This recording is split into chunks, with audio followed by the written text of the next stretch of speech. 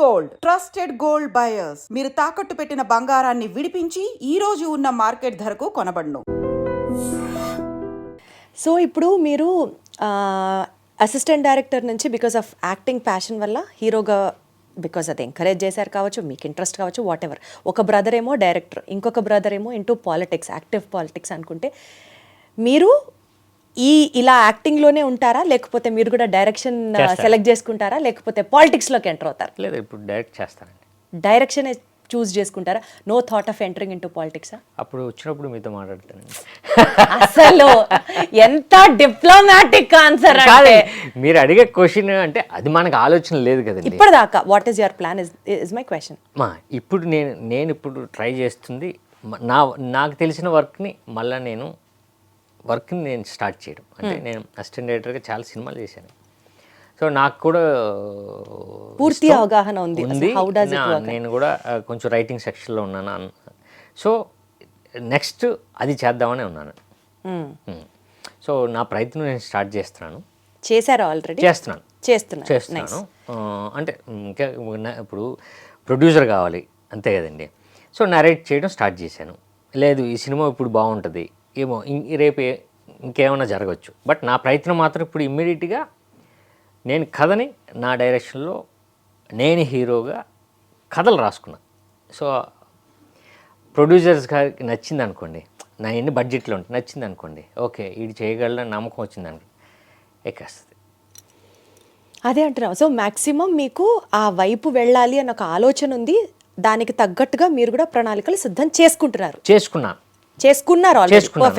అంటే ఏంటి చేసుకున్నా అంటే కథ ఒకటి మనం రెడీ చేయాలి, మొత్తం అన్ని ఒక లైన్ లో ఫాలో అవ్వాలి అంతే అండి. ఇప్పుడు ప్రణాళిక అంటే కథలే కదా, అంతే కదా, అది రెడీగా ఉన్నాయి. ఇప్పుడు మనం వాళ్ళకి నచ్చాలి. ఇది కాక ఎప్పుడన్నా ఫ్యూచర్ లో పాలిటిక్స్ ప్రస్తావన వస్తే అప్పుడు మళ్ళీ మాట్లాడతామండి. 2009-10 ఆ ప్రాంతంలో, అంటే మోర్ దాన్ 10 years, ఒక డికేడ్ యావరేజ్గా మాట్లాడుకుంటే ఒక 10 yearsలో మీరు చేసిన వర్క్స్ కానీ మీరు కొట్టిన హిట్స్ కానీ ఒక 10 yearsలో ఏం లేవు అని అనుకుంటే, ఒక 10 yearsని కనుక బేసిస్గా తీసుకుంటే సినిమా ఇండస్ట్రీ ఫేస్ అంతా మారింది. అంటే ఒక 10 yearsకి ముందరున్న ఫిల్మ్ ఇండస్ట్రీ వేరు, ఇప్పుడున్న ఫిల్మ్ ఇండస్ట్రీ వేరు. మోర్ దాన్ అ డెకేడ్ బ్రేక్ తీసుకున్న తర్వాత ఇప్పుడు ఆడియన్స్ ముందుకు వస్తున్నారు. మీరు ఒక స్ట్రాంగ్ పాయింట్ మీ గురించి కానీ, మీ సినిమా గురించి కానీ, మీ సినిమాలో వర్క్ చేసిన టెక్నీషియన్స్ గురించి కానీ, ఓవరాల్గా జనాలు ఫేజ్ ఆఫ్ ది ఇండస్ట్రీ మారిన తర్వాత మీరు చేసే ఈ ప్రయత్నంలో ఏ స్ట్రాంగ్ పాయింట్ చూసి ఈ సినిమాకి రావాలి, ఎందుకు కనెక్ట్ అవ్వాలి ఆడియన్స్ వచ్చి, ఏం చెప్తారు మీరు? ఇప్పుడు మనం డికేడ్ అన్నారు, 10 years అయింది, అంతా మారిందని. సో దాని గురించి మాట్లాడతాం. ఏం మారింది అని అనుకుంటే నేను నమ్మేది ఏంటంటే అండి, ఆడియన్ని ఎప్పుడు మనం ఏది ఇస్తే, ఏ సినిమా ఇస్తే, ఏ జానర్ ఇస్తే అది బాగుంటే అది యాక్సెప్ట్ చేస్తాం. రైట్ అండి. జానర్సు తర్వాత లేకపోతే మారిపోయింది మొత్తం అంటే మారింది, కాకపోతే ఆడియన్స్ ఉన్నారు. ఇప్పుడు ఎగ్జాంపుల్ మనం తీసుకుందామండి. మొన్న రిలీజ్ అయిన పండగకి రిలీజ్ అయిన సంక్రాంతికి వస్తున్నాం అంటే అది ఆడింది కదా. అంటే ఇప్పుడు మనం మారనట్ట మీ దృష్టిలో మీరు ఏ పాయింట్ ఆఫ్ వ్యూలో ఆడియన్స్ మారింది, లేకపోతే ఆడియన్స్ టేస్ట్ మారలేదు, ఫిలిం ఇండస్ట్రీ ఫేస్ మారింది అంటున్నాను. అంటే ఏంటి అంటున్నాను అంటే మన స్ట్రెంత్ మారింది, అది పక్కన పెడదాం. మన తెలుగు సినిమా ఎక్కడ ప్రతిదీ పాన్ ఇండియా ఫిల్మ్ లో అవ్వచ్చు, హై ప్రొడక్షన్ వాల్యూస్ తో ఫిల్మ్స్ అవ్వచ్చు, ఇట్లా బడ్జెట్స్ మారిపోయినాయి. కరెక్ట్, చాలా మారినాయండి. నేనంటుంది అంటే మీరు అడిగిన క్వశ్చన్ ఏంటంటే సినిమా మారింది కదా మీది ఎలా ఉంటుంది, ఏ స్ట్రాంగ్ పాయింట్. నేను అంటే మన సినిమా జానర్ ఎప్పుడూ మారలే.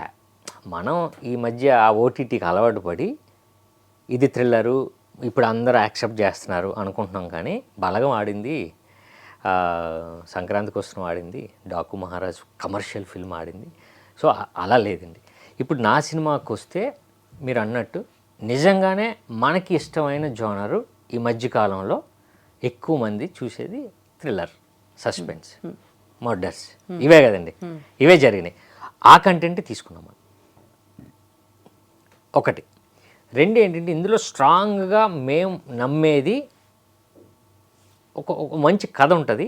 ఆ కథలో ఉన్న మంచి ఎలిమెంటే మేము పట్టుకొని వెళ్తుంది. ఏంటంటే విలన్ సస్పెన్స్, సినిమాలో సస్పెన్స్ ఏంటంటే విలను.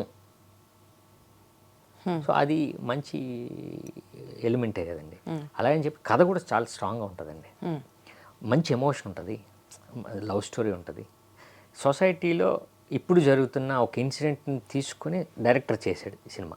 ఓ ఇప్పుడు జరుగుతున్న ఒక సొసైటీ ఒక ఎలిమెంట్ యాంటీ ఒక ఎలిమెంట్, ఎస్, ఒక ఎలిమెంట్ని తీసుకుని ఈ కథని డ్రైవ్ చేశాడు. సో ఆ ఎలిమెంటే ఈ సినిమాకి ఒక ఒక కీలకం అయి ఉంటుంది. సో ఇప్పుడు జరుగుతున్న పరిస్థితులను బట్టి ఇప్పుడు ఆడియన్స్ బాగా ఫీల్ అవుతున్న థ్రిల్లర్ సస్పెన్స్కి దగ్గరగా ఉన్నారు కాబట్టి ఈ సినిమా మీరు అన్నట్టు ఇది ఈ జానరు ఈ టైంలో కరెక్ట్. పర్ఫెక్ట్ అండి. సోషల్ రెస్పాన్సిబిలిటీతో పాటు ఒక థ్రిల్లింగ్ ఎలిమెంట్ పెట్టారు, దాంతోపాటు విలన్ ఎవరు అన్నది ఒక పబ్లిసైజ్ చేసి తీసుకెళ్లారు. అమ్మ బాబోయ్, ఇది చాలా ఒక పథకం ప్రకారం కాదు, చాలా పథకాల ప్రకారం జరుగుతున్నాయి.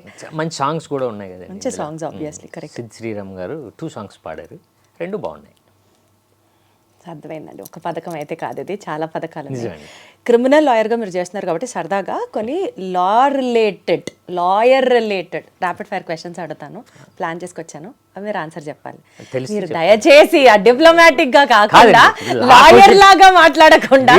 మీరు కాదు లాయర్, నేను కాదు, ఆ క్వశ్చన్స్ నేను ఆన్సర్ చెప్పాలి. అంటే నేను ఇప్పుడు మిమ్మల్ని ఆ పుస్తకాల్లోంచి క్వశ్చన్ ఎట్టి పరిస్థితుల్లో కాదు, ఎందుకంటే మిమ్మల్ని అడగాలంటే నాకు తెలియాలి కదా ఫస్ట్. చెప్పండి. ఓకే, ఏది ఎక్కువ టఫ్ అండి, జడ్జిని ఫేస్ చేయడం కష్టమా, డైరెక్టర్ని ఫేస్ చేయడం కష్టమా? ఎలాంటి క్వశ్చన్ ఇది? ఇప్పుడు కాదండి, డైరెక్టర్ని ఫేస్ చేస్తాం, జడ్జిని ఎప్పుడు ఫేస్ చేసి మనకు ఎలా తెలుస్తుంది అది? అంటే ఏమో ఏమైనా జరిగితే చెప్తారేమో నా క్వశ్చన్. చెప్పండి. నేను జడ్జిని ఫేస్ చేశానండి, రిపోర్టింగ్ చేసేటప్పుడు జడ్జి గారి దగ్గర ఉన్నాను కానీ నేను ఫేస్ చేయలేదు. మీకు అర్థమవుతుందా? ఒక సీన్ రికార్డ్ చేసేటప్పుడు సమాధానం ఎవరిదంటారు? డిప్లొమాటిక్ ఏంటండి, నేను ఫేస్ చేసి చెప్తున్నా మీకు. డైరెక్టర్ని ఫేస్ చేసి ఉంటారు. మీరు ఎప్పుడన్నా జడ్జిని ఫేస్ చేశారా? చేశాను. సింపుల్. జడ్జిని ఫేస్ చేయడం ఈజీయా, డైరెక్టర్ని ఫేస్ చేయడం ఈజీయా? ఎప్పుడు జడ్జి అన్నారు ఎక్కడో ఆయన అక్కడ ఉంటాడు కదా. అంటే తలెత్తి చూడడం కష్టం అండి చాలా. ఇప్పుడు డైరెక్టర్ మన పక్కన ఉంటారు అండి. అసలు మీ డిప్లొమాటిక్ ఆన్సర్లకి నమస్కారం అండి.